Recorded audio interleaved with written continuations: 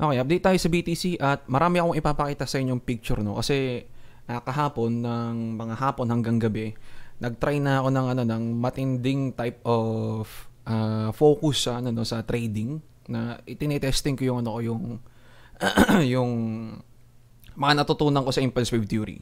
So mapapansin nyo, napakarami kong Fibonacci dito, no, kasi binabantayan ko yung every movement ni BTC dito sa parts na to, no. So alisin ko na to. Alisin ko lang yung mga yan. At mag-start tayo sa umpisa. So, ang umpisa, ito, na nag-dump tayo. Actually, no, banda dito sa mga areang to, medyo nagdadalawang isip ako dito na parang parang mahina ang dump or parang hindi papasok yung dump, no? Kasi ang 4,500 hanggang 4,200 ay key level. So, ito na. Punta tayo ng 4 hours. Okay, marami ito pagpasensyahan nyo na. Gusto ko lang i-point out at ma-update natin ang BTC rin kung anong gagawin. Kasi mukhang magkakaroon tayo ng higher highs. Okay, so etong area to, nasaan na yun? Ito, brush.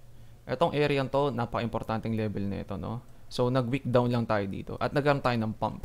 Okay? So, i-explain ko bakit nagkaroon tayo ng pump na ganito, no? At potentially, potentially nga, magkakaroon pa tayo ng higher highs. May possibility So, dito yung short ko, no? Nakalabas na ako ng short ko bandang 42k area, no? Nagdagdag ako ng short ko dito banda. Dito banda. Medyo malaki yung dinagdag kong short. So, mostly medyo konti na lang yung gains ko dito. Pero okay lang. Papakita ko yung mga pangyayari, no? Kasi napaka-interesting, no, para sa akin. Okay lang na almost wala akong gains nung nag-pump tayo. Medyo mabilis rin to, no? So malaki yung yung kahit naka-stop loss in profits ako diyan ang bilis ng pump na to. So malaki tinalo ng price agad. Pero papakita ko. So starting dito, ito yung ito yung low. Okay? Na nag-lower low pa tayo dito actually ng 4,500 area, 4,500. At ang sabi ko dyan, dapat hindi tayo mag-lower low para masabi natin, or more like hindi tayo mag-lower low ng mahina para masabi natin na mayroon pa tayong ABC correction. Kaso ito nga, dito sa mga area to, potentially short opportunities itong mga to. Okay? So ayun ang una. Ang sumunod, kailangan mag-breakdown na to ni BTC ng 40k sa next kong structure ng 40k sa next structure na nakikita ko, kasi kapag hindi nakapag-open na ng probability of higher targets tong dump na to. So basically ito yan etong dump na to hanggang 4,500 to, no, hindi ko na mapapakita dito. Basically ito yan ito yan, itong 4,500 area, nakagawa siya ng structure na potentially nagpapa-complete sa some sort of ABC correction na ganito, no? Meron tayong A, B, C correction. Kasi meron to some sort of 1, 2, 3, 4, 5 na C wave. So meron tayong, pwede kasi mabasa to as sabihin natin ABC or at ABC, ganyan. So kung kung medyo nalilito kayo, next time tuturo ko yung impulse wave theory. Pero dito sa part na to, nakakita ako ng nag-open na probability. So napakalakas na indicator ng impulse wave theory, kasi sinasabi sa atin, okay, merong probability na unlock, no? So habang hindi pa tayo naglo-lower low dito, hindi pa siya na-unlock. So ina-expect ko dapat mag-lower low na si BTC. Okay, dito sa mga area to. So dito siya, no? Yan, alisin ko na to. Yan. So, ito, no, probability of higher targets tong dump na to. So, nag-dump siya ng mahina. Ang kinalabasan, ito, nag-dump siya ng mahina. Hindi siya nag-dump dito, no? Hindi siya nag-lower low dito. So, ini-expect ko na nagkaroon tayo ng, ito, pakita ko ba't may chance mag-pump ng matindi. Kasi pag nag-bounce tayo dyan ng malakas, need to TP ako sa short. So, sabi ko, kailangan mag-TP sa short. Ito yan, no?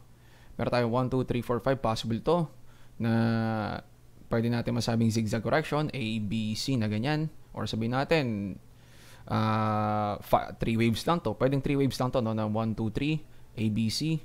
Then, ito mali ito actually, itong A, B, C na to. Mali itong drawing ko. Hindi, ano pala to, sa bullish, ano pala to, no? Sa bearish situation pala to, no? So, ito pala yung gusto ko sabihin. Meron tayong 1, 2, 3, 4, 5 dito. Meron tayong A, B, C. Meron tayong A, B, C dito. Then, meron na naman tayong 1, 2, 3, 4, 5 dito. Kung saan, ganito, 1, 2, 3, 4, 5. Kung bearish. Okay, kung bearish. So, ito yan, kung bearish, So, meron tayong 5 waves dito. Meron tayong A, B, C. Meron tayong A, B, C ulit dito para sa B wave na meron tayong 5 waves dito sa C wave na maliit na to, no? Meron tayong mini 1, mini 2, mini 3, mini 4, mini 5. Then magkakaroon tayo ng C wave na malakas. Okay? Yung sinasabi ko namang isa, ito, no? Pwede rin to na meron tayong A, B, C, A, B, C, then 1, 2, 3, 4, 5. Pwede rin to at bullish yun. Okay? Nakalabasan, magkakaroon tayo ng higher highs. So, meron tayong dalawang sitwasyon dito. Mamaya papakita ko yan kung anong magiging sitwasyon ni BTC dyan. So, ito yung isa sa mga kailangan natin abangan. Nagkaroon tayo ng ABC correction na malaki, ABC correction at magdadump. Okay? Isa yon. So, ayun ang isa sa mga trading idea natin, no? Exactly dito siya ngayon, no? Ang price, no? Exactly andi dito ang price ngayon. Okay? So, hindi natin sure kung magdadump. Pero, kailangan natin bantayan ng volume medyo malaki. Okay? Medyo malaki. Ang next na gusto ko i-point out, teka, nasa na yun? Ito ba yun? Ito pala. So, nagdagdag ako ng short sa bandang 41,500. Ang invalidation target ko, 41,650. Kapag nag-break ang 41,650, makaka-expect ako ng malaking pump sa recent highs, no? Recent highs. Ito ang recent highs. Okay? Magpa-pump dapat dito. Okay, so bakit ganon? Bakit ganon? So, pakita natin kasi meron tayong potential na ganito, no? Kung sabihin natin na part pa lang to ng A wave, or sabihin natin part pa lang to ng first wave.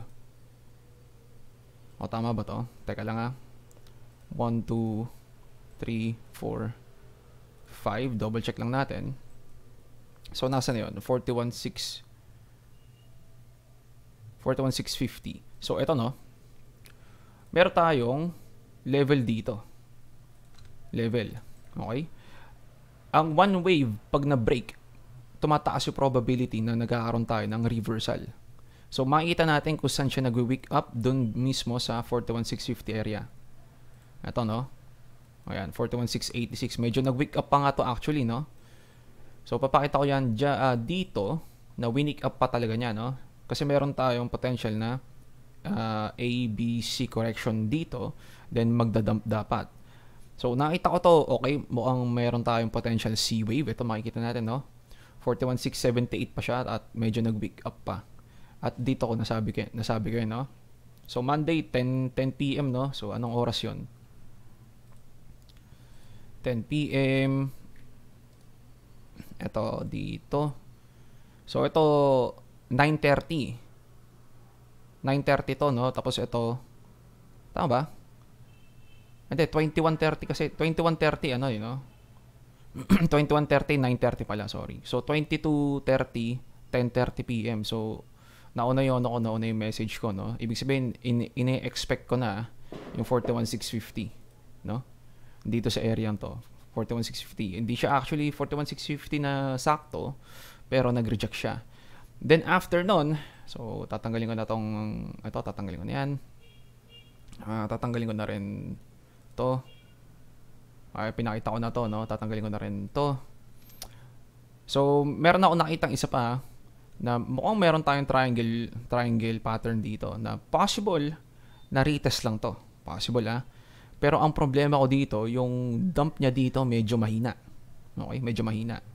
So, may possibility na baka lang, na magkaroon tayo ng fake breakdown, then magpa-pump ng malakas. So kaya ang retest dito question mark, no, kasi hindi ko sure kung tama, kung itong retest na to retest lang ba, no? Para ma-confirm na retest lang to, ito, alisin ko na to. 41,150 invalidation ng any sort of big pumps. Then nakita ko, nag-bounce pala mismo dun. So, ito, no. Exactly dito, no. So, ito yung target na inaabangan natin na meron tayong A, B, C. Potential. So, alisin ko na to.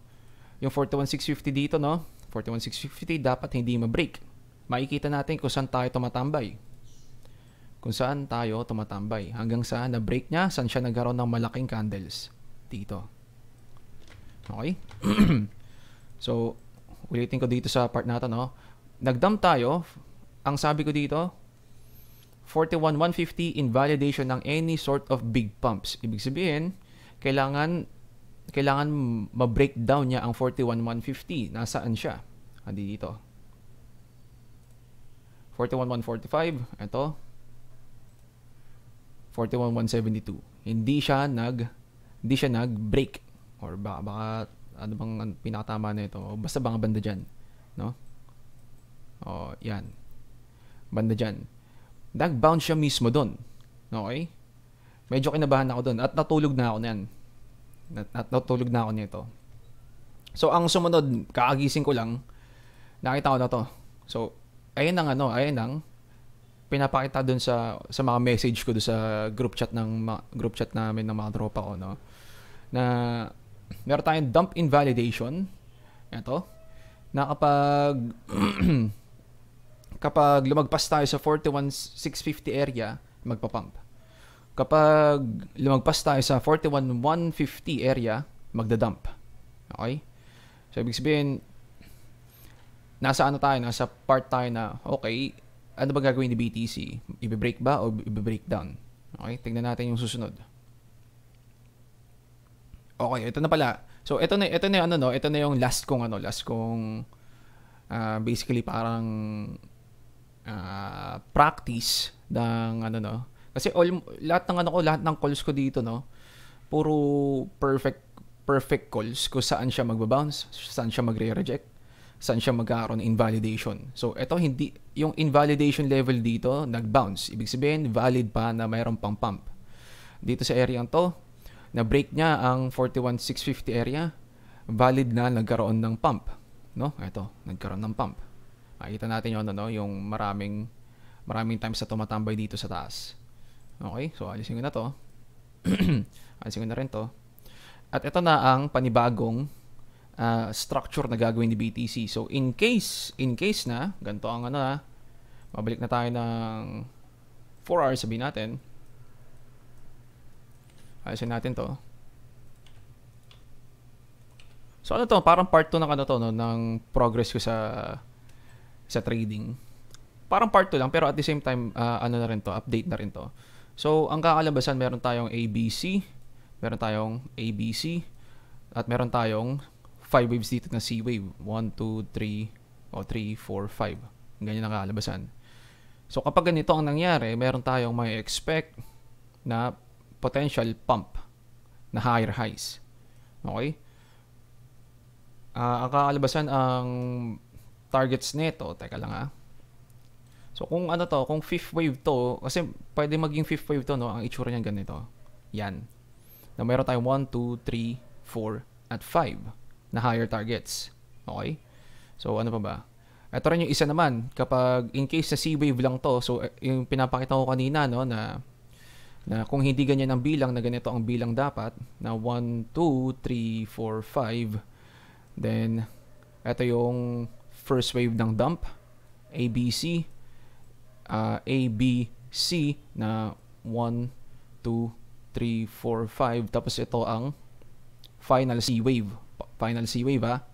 na 1, 2, 3, 4, 5 na ganyan, final C wave. Ito ang itsura niyan. Nasaan na yun? Ito ang itsura niyan, yung 1, 2, 3, 4, 5 na final C wave.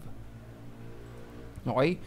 Ibig sabihin, pwede tayong mag-short dito sa area to, kung C wave lang siya, kasi ang itsura nito, flat correction na A, B, C. Flat correction, then magdadump. Kung ganito Pero kung hindi, at etong structure na to, ABC lang, na ABC lang na ganito, maka-expect tayo, higher targets dapat to. So, ang itsura niyan, ganito. Ito. Okay? Na higher target sa fifth wave. At dun pa lang tayo makakapag-short. So, anong targets na itong fifth wave na to? Ito yan. 1.272 hanggang 1.618. So, 44,750 hanggang 46K area. Actually, double check ko yan kasi hindi ko sure kung tama ba ginawa ko dyan. Kung ito ang third wave at ito ang fourth wave, 1.272 area. O, tama pa rin naman pala, no? 46 area. 46K area. Dito pa rin pala naman. At pwede pa siya umabot ng 47,650. No? Tama pa rin pala. Kasi pares lang yan dito sa area ang gagawin kong to. Teka lang Itong fibs na gagawin ko. Ito. Tsaka ito. Zoom ilan tayo para hindi tayo malito sa mga linya-linya natin. O, pares to sa 1.618. Ito. So, meron tayong matinding resistance dito. At meron tayong mini resistance dito na target. Pero, hindi tama tong type of fibs na to for C wave. Kasi dapat fifth wave na to, no? Pero fifth wave kasi 1.272 rin, no? Dito yung mas tama na 1.272. Okay? So, gusto ko lang i-point out, no, na pwede tayo umabot dito, 46K, hanggang dito sa mga area to ng 47 hanggang possibly 48K, no? Kung titignan natin yan siya sa longer time frame, andi dito sa area yan, ang 47,500 area. Paano ba natin i-draw ito? Punta tayo ng monthly. At anong value nito? 45,500 sa weekly. Tingnan natin.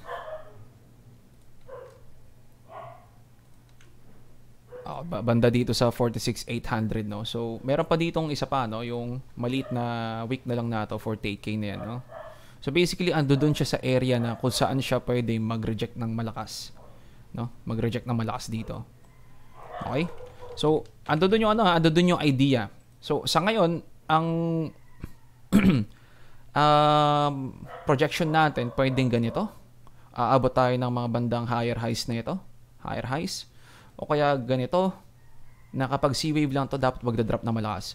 Kailangan lang natin bantayan ang volume nito sa rejection, medyo mahina. Okay? Medyo mahina ang rejection nito. Sa 1 hour time frame to, hindi ko nga lang na-picturean dito sa area to, no? So, mas expect ko na magkakaroon tayo ng higher targets. Lalo na, balik tayo ng 1 hour. Lalo na, medyo maraming beses na natin na top tong taas na to. 1, 2, 3. O, pwedeng ito na yung 2. At ito yung pangatlo, no? Pwede natin masabi. At itong susunod na to, kung magpo-push up na to ulit, highly likely na pwede niyang ma-breach. Okay? So, ayun ang ang update natin sa ngayon, no?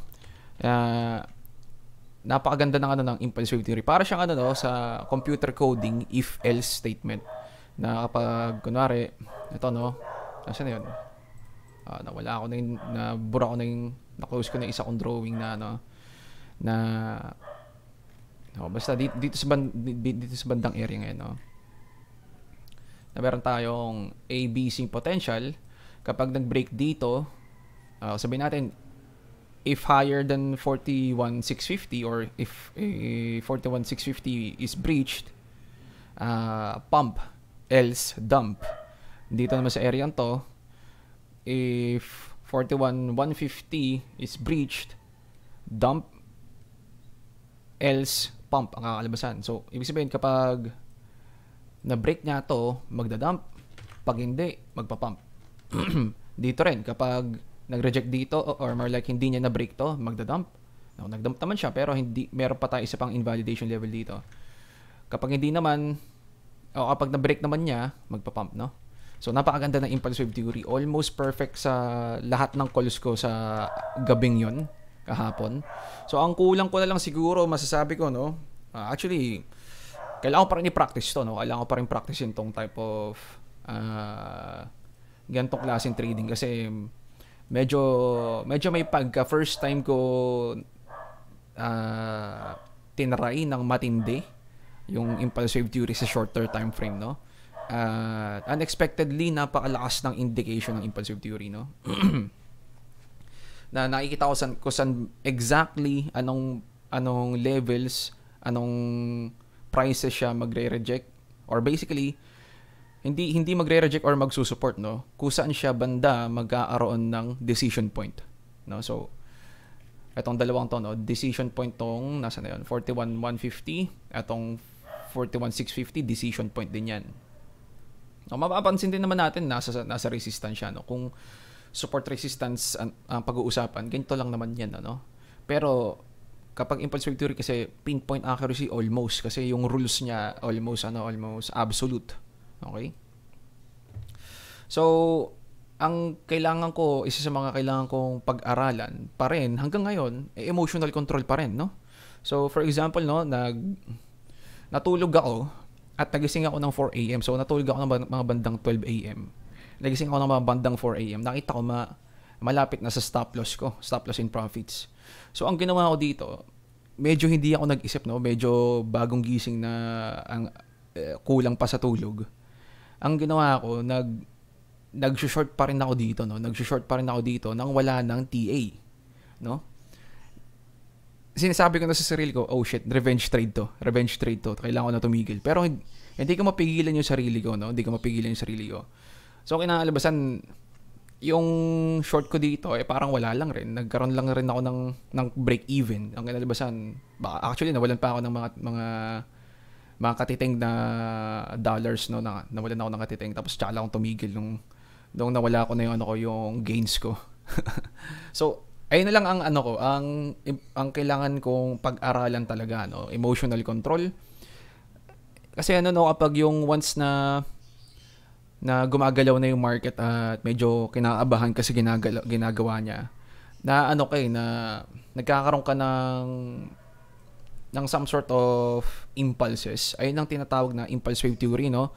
Nagkakaroon ka ng impulses na, okay, baka gusto ko mag-short dito, okay, baka gusto kong i-ride to bigla, pataas, no?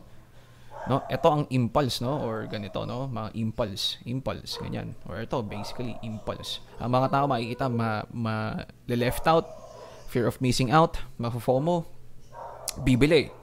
Lalo na dito sa mga area to, bibili sa mga tops na to, no? Ganyan, labasan. Kasi, nakaka-feel na may iwanan. So, may halong emosyon yon. So, ganito rin dito, no? Nung nagising ako ng mga 4 AM para i-check kung nagbabounce na ba, kasi yung huli kong kita hindi tayo nag-break dun sa sa 41,150. Ito 41,650 rin na invalidation level. Baka nag-break na tayo diyan. Nakita ko nag-break nga tayo. Ang kinalabasan, oh shit, mag-higher highs tayo or magkakaroon tayo ng push up until recent highs dito, no? So nangyari nga according to impulsive theory. Pero yung emotion ko hindi according sa sinasabi ni impulsive theory, or more like hindi sinasabi sa technical analysis ko, no? So, ayun ang no? Ang weakness ko sa ngayon, medyo gumagaling tayo sa TA, pero yung emotion ko medyo unstable pa rin, no, sa trading, no? Unstable pa rin masasabi ko. Kasi dapat may profits na ako dito. Tinanggalan ko lang ng profit yung sarili ko kasi nag-short pa rin ako dito sa mga to, no? Nag-short pa rin ako dyan sa mga yan kasi nagbabakasali ako na baka ayoko rin kasi yung feeling ng nang babalik ako ng tulog ko na alam ko na okay, mawala na ako ng posisyon. Paano kapag nag-dump habang tulog ako, no? Sayang naman. So isa yun sa mga maling pag-iisip, no? Maling pag-iisip yun actually. So pwedeng okay yun kung magte-take ka lang ng isang posisyon lang. Sabihin natin dyan lang. Tapos hindi pa makikita tong mga to. Tapos matulog ka na. Pwede yun. Basta may stop loss ka, no? Sabihin natin, okay, kung magda-dump, kung magpa-pump, kahit alin doon kasi natutulog ka, okay lang. Pero kapag yung tipong gusto mong andi dito pa rin yung position mo habang natutulog ka, ang kakalabasan, short ka ng short, hihintayin mo, short ka ng short, kakalabasan. No? So, ayun ang ang isa kong mga weaknesses. Pinakamalaking weakness ko siya actually, no, ang emotional trading, no.